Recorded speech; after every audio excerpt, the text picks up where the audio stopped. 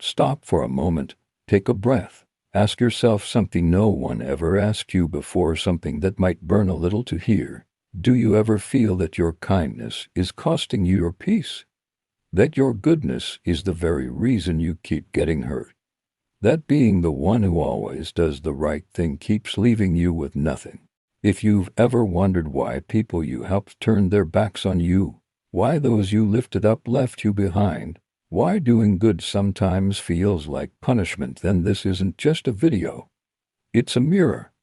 Because what you call goodness, the world calls weakness. You've been taught since childhood that being good is safe, that kindness wins in the end, that the universe rewards pure intentions. But look around. Is that true? The truth is older than any religion and colder than any sermon. Niccolò Machiavelli, a man condemned by history as ruthless, saw it centuries ago. He watched kings fall not because they were cruel, but because they were kind. He watched leaders lose everything not to their enemies, but to their compassion. And he realized something terrifying. The world doesn't reward goodness, it uses it. The first lie: good people are protected. You've heard this lie since you could walk. Be nice, and people will be nice to you. Be honest, and people will trust you. Be generous, and people will love you.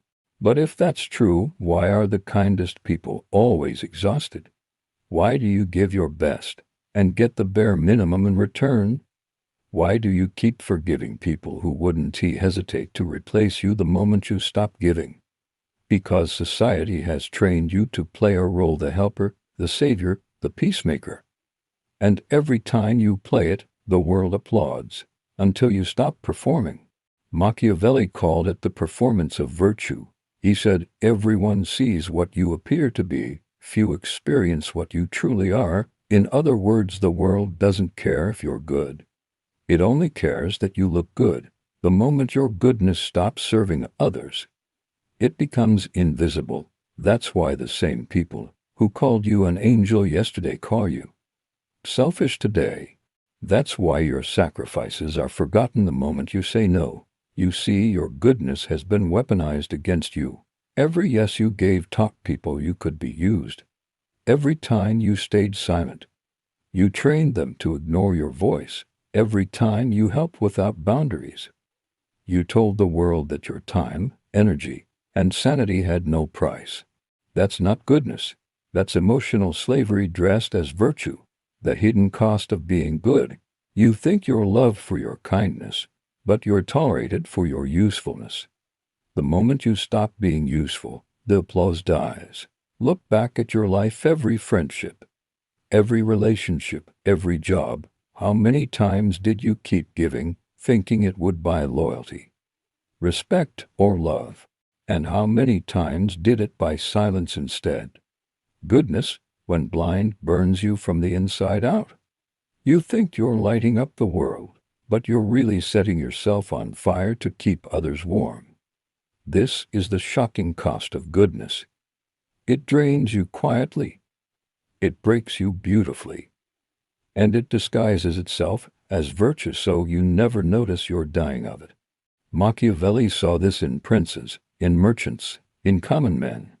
He saw that in every kingdom, the people who lasted weren't the kindest, they were the strategically kind. The ones who knew when to be soft and when to be steel. The ones who wore goodness like armor, not chains. He wrote, the lion cannot protect himself from traps, and the fox cannot defend himself from wolves. One must therefore be a fox to recognize traps, and a lion to frighten wolves. But you've been told to be a sheep, obedient, gentle, predictable. And the wolves have learned your rhythm. They know exactly when you'll say yes. They know you won't fight back. They know that when they hurt you, you'll say, it's okay, I understand. That's not goodness. That's surrender. The psychology of exploitation. Why does this happen? Why does the world prey on the kind? Because kindness is predictable, and predictability breeds control. When people know your reactions, they can plan around them. When they know you won't say no, they can use you endlessly. In psychology, This is called behavioral conditioning. You've been conditioned to respond to guilt, praise, and social expectation the same way a lab rat responds to food pellets. And every "you're such a good person" has been a pellet. A tiny hit of dopamine keeping you loyal to your own exploitation. The more people praise your goodness, the less free you become. Because now you're trapped by your own image. You can't say no because you look selfish. You can't rest because you look lazy. You can't choose yourself because that's not what good people do. And the cruelest part, the world designed it this way. Society runs on compliant, self-sacrificing individuals, people who follow rules, who overwork without complaining, who forgive without demanding change. You've been domesticated by praise, the awakening. But here's what Machiavelli understood and what the world never wanted you to know. Goodness is only powerful when it has chosen, not when it's expected. When you choose to be kind after mastering strength, your kindness becomes influence. When you choose to be generous after setting boundaries, your generosity becomes leadership. When you choose to forgive without being manipulated, your forgiveness becomes liberation. Real goodness isn't weakness, it's control. It has the discipline to act with compassion when you could act with cruelty, and the wisdom too. No, when compassion no longer serves the greater truth, you've been taught to see the world as good versus evil. But Machiavelli and every great mind after him saw something deeper. They saw that survival isn't about purity, it's about balance. The balance between empathy and authority, between the heart of a healer and the mind of a strategist. Because if you can't protect your goodness will destroy you. Let's start with a truth that will feel like a betrayal. The world will never love you for how much you give. It will love you for how much you withhold. That sentence hurts because you've built your identity on giving. You've been told that generosity is the highest virtue, that helping everyone makes you noble. But what if your endless giving is the very reason people stop seeing your worth? Think about it. When you give too often, too easily, your giving becomes invisible. The first time you helped, they called you amazing. The 10th time, they called you available. And the 100th time, they called you obligated. That's the generosity trap. It breeds entitlement. Here's the paradox no one wants to admit. The more good you do, the less people notice. Not because they're evil, but because they adapt. Psychologists call it hedonic adaptation, the mind's ability to normalize pleasure, comfort, and kindness. What once felt extraordinary becomes ordinary. That's why your extra miles stopped being celebrated. That's why your sacrifices became expectations. That's why the people you help the most seem to appreciate you the least. You conditioned them to take you for granted. Society doesn't warn you about this because your usefulness depends on it. A workforce that always says yes. A friend group that never sets boundaries. A family member who carries the emotional weight for everyone else. You call it love, they call it convenient. Let me tell you what's really happening when you help without strategy.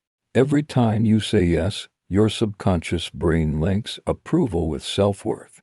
It tells you, if I give, I'm valuable. And so you keep giving, not out of kindness, but out of fear. Fear of being seen as selfish. Fear of being forgotten. Fear of being unloved. And that fear is what Machiavelli would have called a ruler's death sentence. He wrote, "He who is the cause of another becoming powerful is ruined." And though he spoke of politics, he was really talking about human nature. When you make others powerful at your expense, you weaken yourself, and they, consciously or not, begin to see you as beneath them. Because people don't respect endless givers. They respect selective ones. Machiavelli spent his life watching powerful people fall. He realized that the ones who tried to win love were always destroyed by it. But those who inspired respect, they endured. He saw that generosity when blind, was a weapon turned inward. It made kings slaves to their subjects, leaders prisoners to approval, and kind souls victims of their own hearts. And if he were alive today, he'd look at your life and say the same thing. Your goodness has made you predictable. Your predictability has made you powerless. Because in a world built on self-interest, unguarded kindness is a liability. And that's the brutal truth no one dares to tell you. Think about how addiction works. It begins with pleasure gift that feels good. But over time, the brain stops seeing it as a gift and starts expecting it. That's how people become addicted to you. They get addicted to your help, your availability, your sure, I'll handle it. And when you finally stop, they go into withdrawal. That's why they lash out. Not because you changed, but because you broke their supply chain. They were feeding off your energy, your empathy, your attention. And they'll guilt you into reopening the tap. They'll say, you've changed, you're not the same person anymore, you used to be so kind. No, you didn't change. You just woke up. Here's where most people misunderstand Machiavelli. They think he was advocating cruelty. He wasn't. He was advocating clarity. He saw that real power isn't about being feared, it's about being understood. And when people understand that your goodness has boundaries, they start respecting it. He wrote, benefits ought to be conferred gradually, so that they may be better appreciated. In other words, scarcity creates value. If you give constantly, your giving loses meaning. If you give sparingly, your giving becomes sacred. Look at how great minds operated throughout history. They gave, yes, but they gave with intention. They gave to empower, not to enable. They gave to teach, not to please. They gave to build systems, not dependencies. Leonardo da Vinci didn't paint on every wall he saw, he chose his canvas. And you must choose yours too. Here's the turning point, the word society fears most. No, it's short, but it's the sharpest word in the English language. It cuts away what drains you. It protects what matters. It filters out what doesn't serve your purpose. And yet, it's the word most people choke on. Because they've been trained to believe that no is unkind. But saying no doesn't make you cruel. It makes you conscious. Every no you say to others is a yes to yourself. A yes to your energy. A yes to your dreams. A yes to your peace. Machiavelli said, a wise ruler ought never to keep faith when by doing so it would be against his interest. And while that sounds manipulative, it's really just another way of saying this. Don't betray yourself in the name of being good. You owe the world your integrity, not your exhaustion. Imagine for a second that your goodness is like gold. If you throw gold coins into the crowd, people will cheer, grab them, and disappear. But if you invest your gold in something that multiplies a purpose, a mission, a person who truly values it, to create wealth that lasts, that's strategic generosity. It's not about giving less. It's about giving wisely. It's about channeling your kindness into things that grow you and others at the same time. It's about setting standards so high that your giving becomes sacred again. Because here's the truth no one tells you. When you start giving strategically, people start treating your kindness like treasure, not tap water. They stop expecting it. They start earning it. And that shift changes everything. The day you stop trying to be good for everyone is the day you start being true to yourself. And that's the day your goodness starts changing lives, not draining yours. Because when you set boundaries, your giving gains power. When you say no, your yes gains value. When you protect your energy, your presence becomes a privilege. That's how you turn the curse of goodness into the art of influence. Not by becoming cruel. Not by closing your heart, but by opening your eyes. Because the truth is, you were never meant to be everyone's savior. You were meant to be your own. Thanks for watching. If this resonated with you, consider subscribing for more content that challenges the way you see the world. Stay sharp. Have you ever felt that just being a good person isn't enough? You can be kind, generous, loyal, pouring your heart and soul into people and systems, only to find yourself invisible, easily replaced the moment you stop being useful. All the while, society keeps telling you to smile, forgive, and keep on giving, bleeding beautifully for everyone else's benefit. But something's shifting inside you, isn't it? You've started to see the world for what it is. You've noticed that those who appear good often get rewarded more than those who truly are. You've seen how a polished image can overshadow integrity, how a charming personality beats solid character, and how silence protects manipulators while punishing truth-tellers. And a question starts to form in your mind: is goodness still good if it ends up destroying you? Every society creates its saints, not necessarily for moral order, but for control. This illusion of virtue keeps the masses obedient, whispering the promise that if you just behave, your reward will come. But let's be honest, the real rewards, power, respect, genuine independence, rarely go to the most virtuous.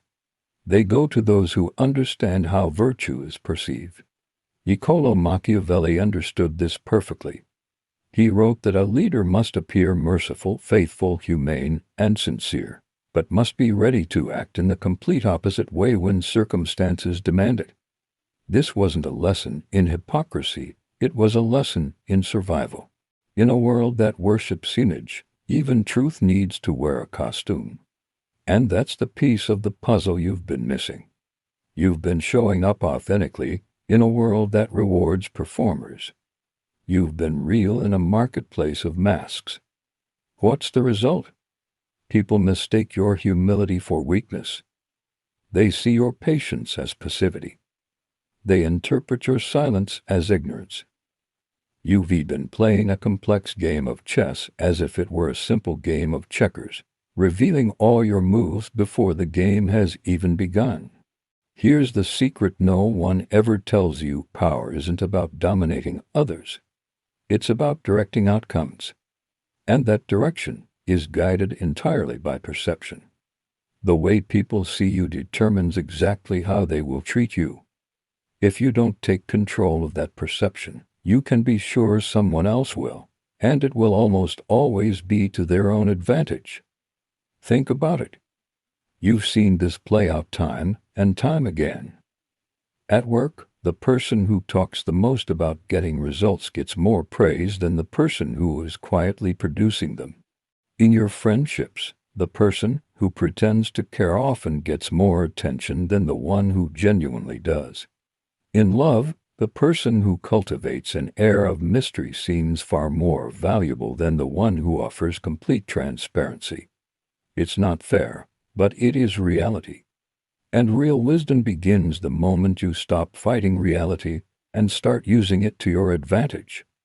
Every great thinker, from Nietzsche to Jung, talked about the shadow. That's the dark, hidden part of yourself that society taught you to suppress and be ashamed of. But this shadow isn't evil. It's simply the part of you that's tired of being used. It's the voice inside that says, I don't want to save everyone anymore. I refuse to play small just to make others feel comfortable. I will not be a background character in my own life story. When you learn to integrate that shadow and you can use its strength without letting it corrupt you, you finally become a whole person. This is what Nietzsche meant when he said, you must become the monster to overcome the monster. He wasn't advocating for cruelty. He was talking about capacity. The capacity to say no. The capacity to walk away from what doesn't serve you. The capacity to lead without begging for anyone's permission to be followed. Every single day, we are all engaged in a silent, invisible form of psychological warfare. The weapons aren't guns or bombs, they are narratives. The person who controls the story controls the outcome. And right now, the story of your life is being written by everyone but you. Society dictates who you should be. Culture defines what success is supposed to look like. The expectations of others tell you what you're allowed to want. And for too long you've accepted these scripts as if they were undeniable truths. But here's the secret that the greatest philosophers and strategists in history understood: every system can be hacked, and that includes social systems. Machiavelli wrote about politics, and Sun Tzu wrote about war, but both were really teaching about life. They knew that to win, you must first see the entire board clearly. You have to stop playing emotionally and start playing intentionally. Because emotion only reacts to what's happening, but awareness gives you the power to choose your next move. Think of Leonardo da Vinci. When he studied anatomy, he dissected bodies. He didn't do this to glorify death, but to truly understand life. He wanted to see what was hidden beneath the skin, to understand the machinery behind the illusion. That is exactly what you must do with society. You need to dissect its rules. Study its scripts. Look beneath the surface of morality, fame, and success. When you finally understand the hidden architecture of the world, how people think, what they truly crave, and how they are manipulated, you become immune to it. You stop being a pawn in someone else's game. You start becoming the player.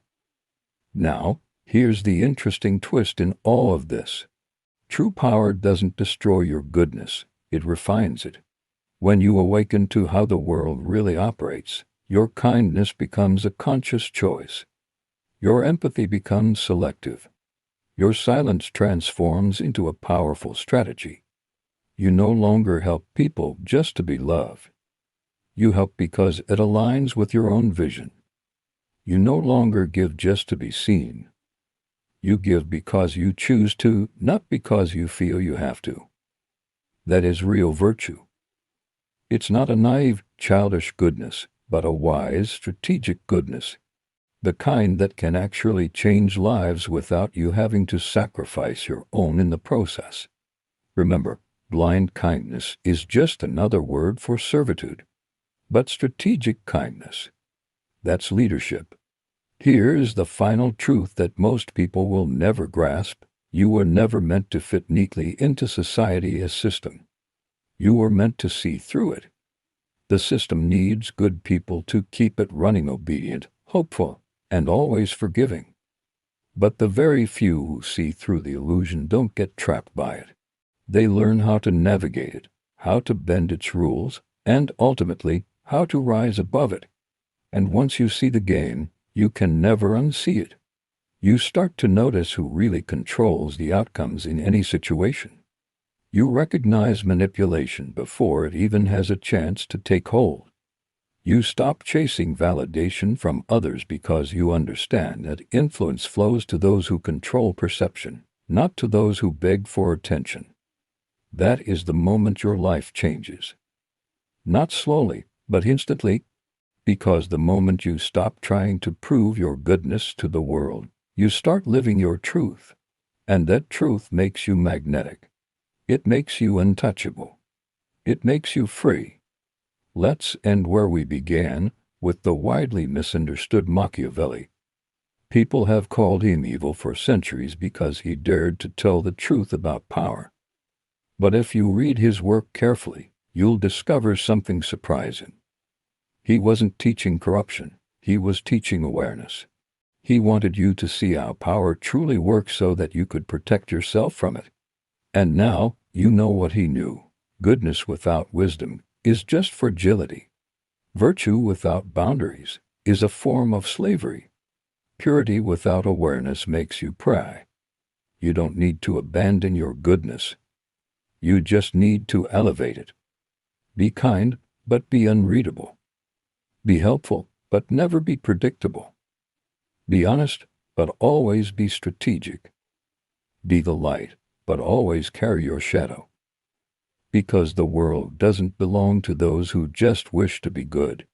It belongs to those who understand what goodness costs and choose to be good anyway. Thanks for watching. If this resonated with you, Make sure to subscribe for more content that challenges the way you see the world.